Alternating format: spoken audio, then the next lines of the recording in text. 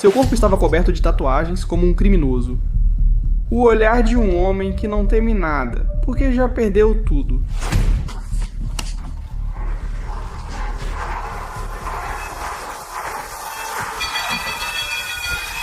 Alexander Emelianenko. Ele era algo muito mais perigoso, uma fera desencadeada.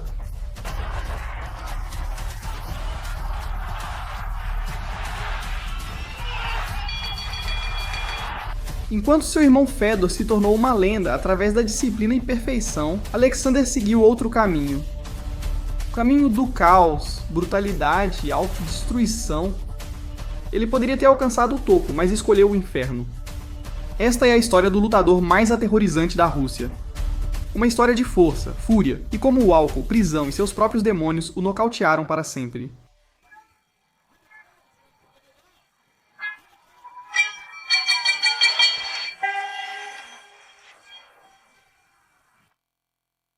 Alexander nasceu em 2 de agosto de 1981, em Stary Oskol, uma cidade industrial no sudoeste da Rússia.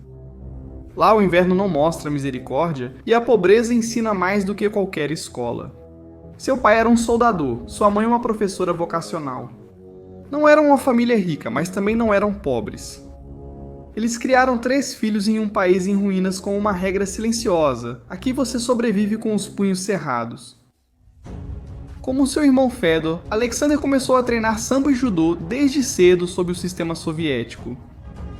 Ele era grande, forte, rápido demais para o seu tamanho, mas também indisciplinado, rebelde e explosivo. Onde Fedor era foco, silêncio e respeito, Alexander era luta, caos e fogo. Com 12 anos ele já se envolvia em brigas de rua. Aos 15 ele começou a beber e aos 18 acabou na prisão. A sentença foi clara, quase 4 anos atrás das grades. Lá dentro, ele aprendeu a dominar, com punhos, com olhares, com tatuagens. Porque naquele mundo, técnica não te mantém vivo. O medo sim. Quando ele saiu, não foi por mérito próprio, foi graças ao seu irmão. Fedor Emelianenko, já uma lenda no Pride, puxou cordões e abriu a porta para o mundo profissional. Ele lhe deu uma chance, um novo caminho. Alexander aceitou, mas não para seguir seus passos.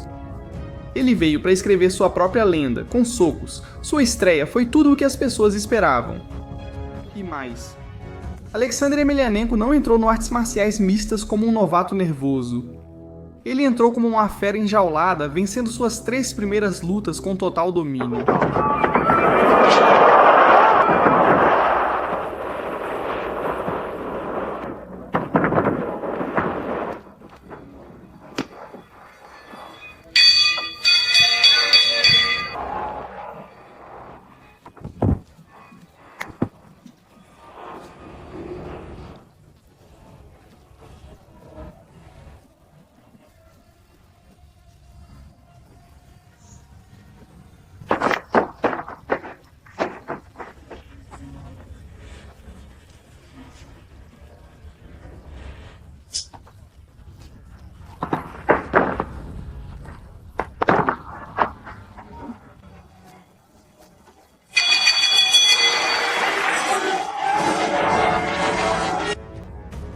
Mas enquanto sua carreira avançava como um martelo, sua vida fora do ringue contava uma história diferente. O álcool ainda estava lá, assim como as brigas de rua, e toda vez que ele desaparecia por dias, se metia em problemas, aparecia bêbado ou envolvido em caos, Fedor era quem o resgatava.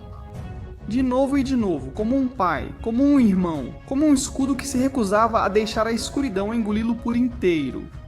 E ainda assim, Alexander continuou indo. Com socos, com raiva, com garrafas.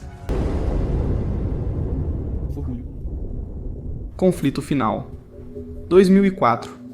Alexander estava invicto, veterano do K1, um policial antiterrorismo e o dono de uma das armas mais brutais na história dos esportes de combate, seu chute alto com a perna esquerda.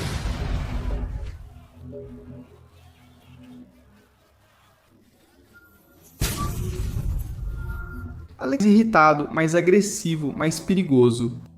Mas fora do ringue, era uma história diferente. O álcool ainda estava lá. As festas, o excesso, as noites perdidas na memória. Era como se ele precisasse lutar apenas para se impedir de explodir.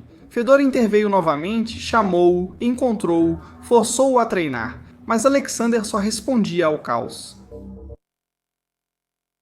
O adversário, James Thompson, um colosso britânico de 1,96 m, esculpido em músculo com um estilo selvagem de briga total.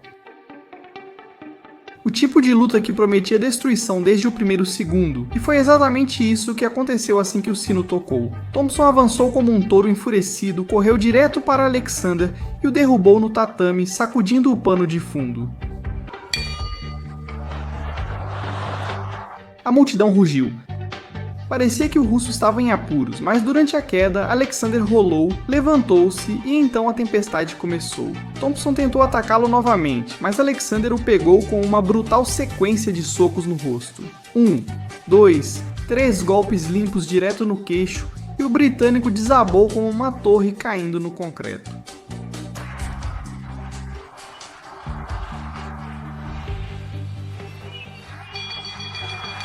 Nocauteado em 11 segundos. 11 segundos que confirmaram algo. Alexander era perigoso, mesmo surpreendido. Ele não tinha a técnica polida de Fedor, nem sua paciência, mas ele tinha algo que congelava o sangue. Instinto assassino. 5 meses depois, Alexander enfrentou outro gigante. Ricardo Moraes, um brasileiro de 2 metros de altura e 130 quilos, com experiência em torneios brutais. Mas o que prometia ser um choque de titãs se transformou em uma execução pública desde o primeiro segundo em que Alexander avançou sem análise, sem respeito, apenas para matar.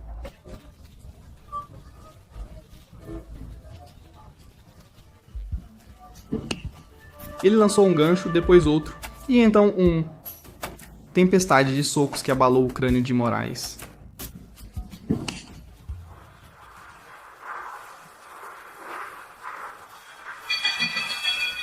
Ele o nocauteou em apenas 15 segundos. 15 segundos de pura fúria. 15 segundos para derrubar uma montanha de um homem. A arena foi a loucura. Alexander rondou o ringue como um predador que acabara de devorar sua presa.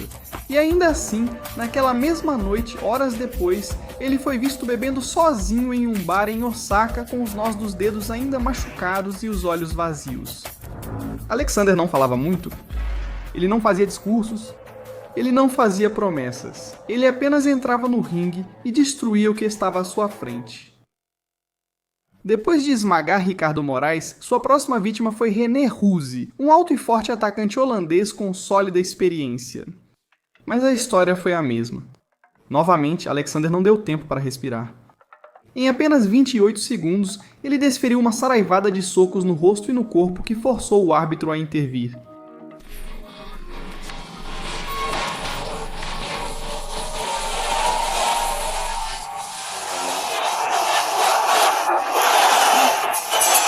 Nocaute técnico, incontestável. Outro nome na lista, outro corpo no tablado. Outro rugido da fera russa. Mas fora da jaula, ele ainda era um problema insolúvel. O treinamento era irregular e as noites longas. O álcool era constante. Brigas de rua, inevitáveis. Havia dias em que ninguém sabia onde ele estava. E sempre era o Fedor que o encontrava. Colocava ele de volta nos trilhos. Marcava outra luta para ele. Tentei salvar um homem que não queria ser salvo. Desta vez, o desafio era outro. O oponente, Pavel Nastula, medalhista olímpico em judô, uma lenda do tatame, técnico forte e frio. Foi a primeira vez que Alexander enfrentou alguém que realmente sabia o que fazer no chão. Desde o início foi uma batalha acirrada. Eles trocaram golpes, tiros duros, tensão.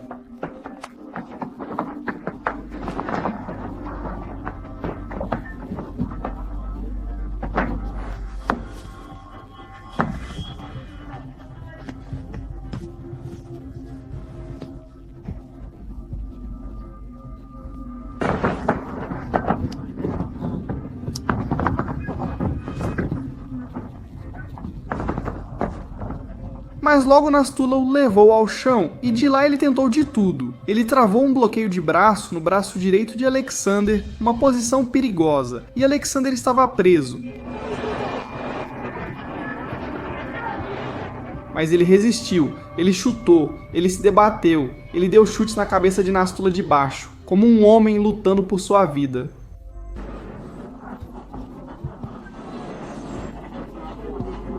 A luta voltou para o chão, dessa vez foi Alexander que travou uma Kimura. Ele torceu, ele girou, mas Nastula resistiu, a lenda polonesa defendeu como uma parede de pedra. E então o momento chegou. Durante uma transição, Alexander girou atrás dele, montou em Nastula como um animal caçador e travou um estrangulamento perfeito por trás. Ele apertou com aqueles braços tatuados, apertou como se estivesse se vingando do mundo, e Nastula desistiu, vitória por submissão.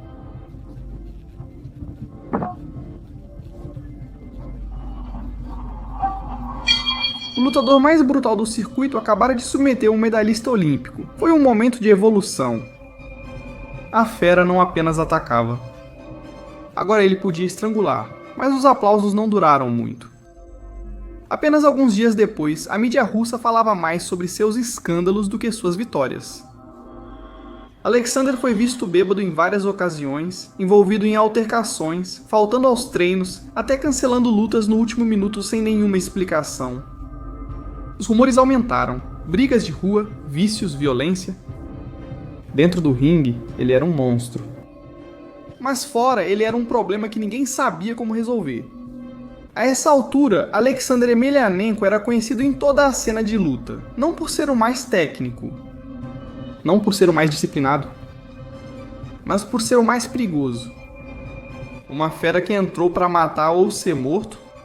E em 5 de maio de 2006, no Pride Total Elimination Absolute, ele enfrentaria um homem que também conhecia o caos, Josh Barnett, ex-campeão do UFC, um lutador completo, técnico, poderoso, com um queixo de aço e uma tolerância à dor incomparável.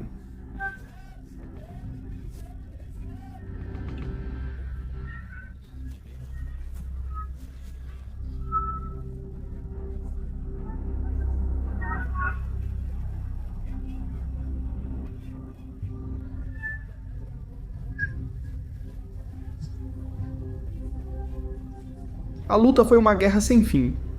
Alexander começou forte, desferindo combinações selvagens.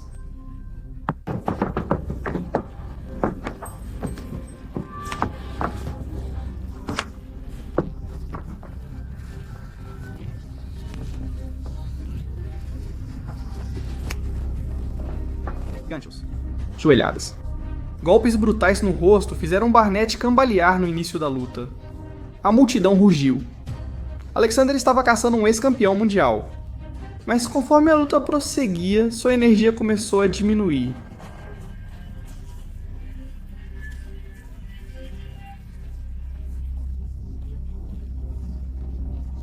Aquele estilo implacável e agressivo estava esgotando-o. Barnett resistiu e recuou. Ele se defendeu, e então ele começou a revidar.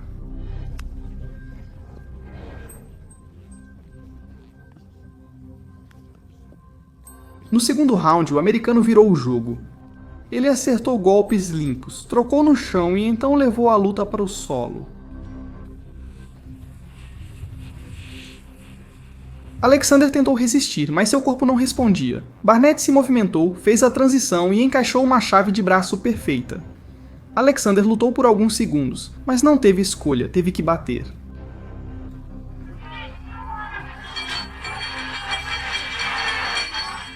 Josh Barnett fez ele se render. Não foi uma humilhação, foi uma guerra. Mas também foi um aviso. Os erros fora do cage aparecem dentro dele. Isso não foi apenas uma luta, foi pessoal. Seu oponente, Sergei Kharitonov, um ex-parceiro de treino, um homem que conhecia bem os Emelianenkos.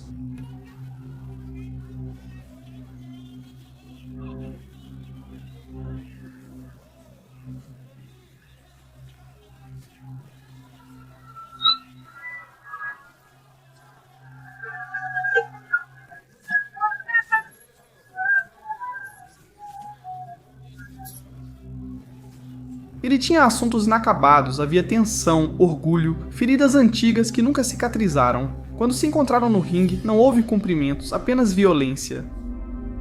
Alexander avançou como sempre, acertou ganchos precoces no rosto, golpes pesados no corpo. A pressão era brutal, não era sobre sua cintura.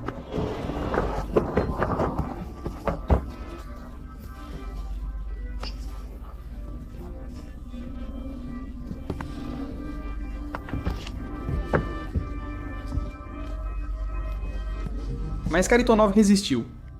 Ele esperou, mediu e com um contra-ataque perfeito acertou um direto no rosto de Alexander.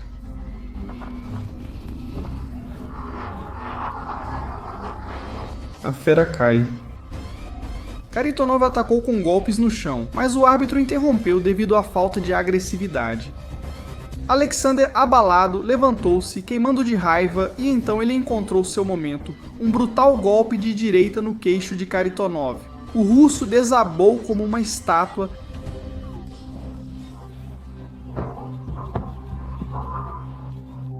Alexander avançou, desferindo joelhadas brutais no corpo e na cabeça.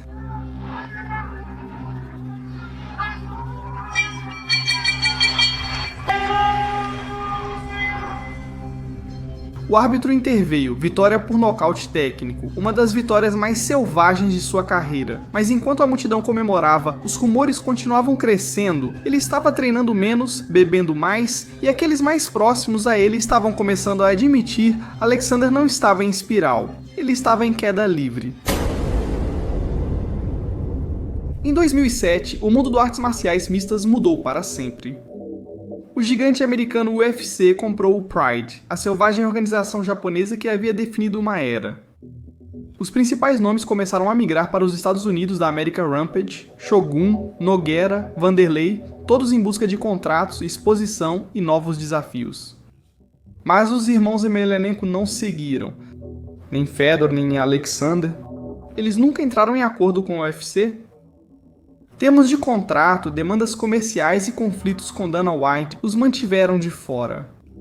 E assim, os dois irmãos mais temidos do Oriente foram deixados de fora do maior palco do mundo.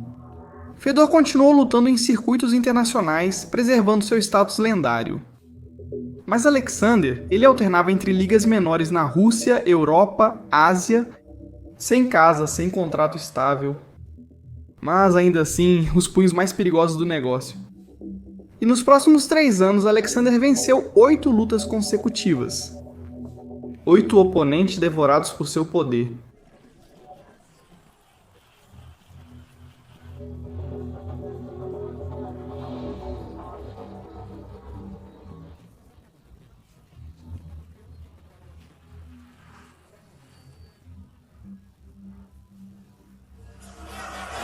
Não havia câmeras da HBO nem luzes do Tokyo Dome, mas onde quer que Alexander lutasse, havia medo.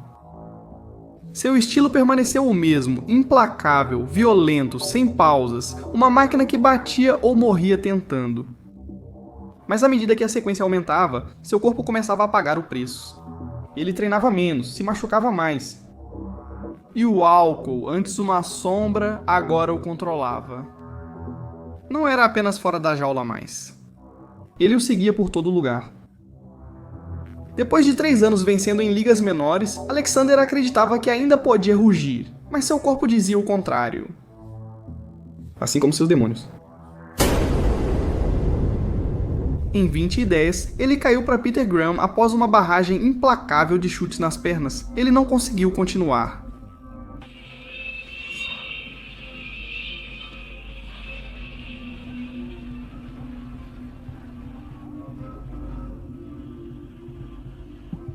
Em 2011, Magomed Malikov o derrubou, um direto de direita selvagem, 23 segundos.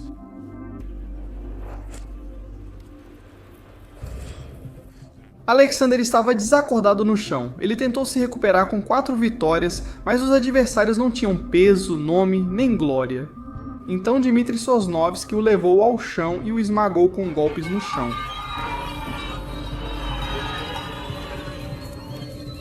Outra derrota, outro aviso, mas o pior ainda estava por vir. Pouco depois ele foi acusado de estupro, julgado, condenado e enviado para a prisão. Essa foi a gota d'água. Fedor, seu irmão, seu guia, seu escudo, cortou todos os laços. Ele está morto para mim. Foi isso que Fedor disse, sem hesitação, sem perdão. E naquele dia, Alexander deixou de ser um Emelianenko. Ele se tornou uma sombra. Em 2016, Alexander voltou, saiu da prisão, voltou para o ringue e por um momento ele parecia querer redenção.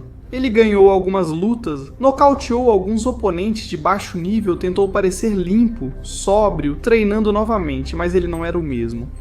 Sem explosão, sem resistência, sem propósito. Seu corpo inchado, seus reflexos lentos, seu rosto vazio. Em 2022, uma foto viral mostrou ele acima do peso, pálido, flácido, com olhos fundos.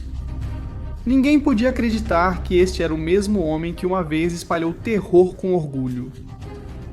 Ele lutou mais algumas vezes, continuou entrando no ringue. Moria, um eco, um sobrevivente de si mesmo. Alexander Emelianenko era muitas coisas, uma fera, uma promessa, um problema. Ele nunca teve o controle de Fedor, sua disciplina ou sua paz. Ele tinha raiva, ele tinha poder e uma escuridão que o devorava por dentro. Ele poderia ter sido uma lenda.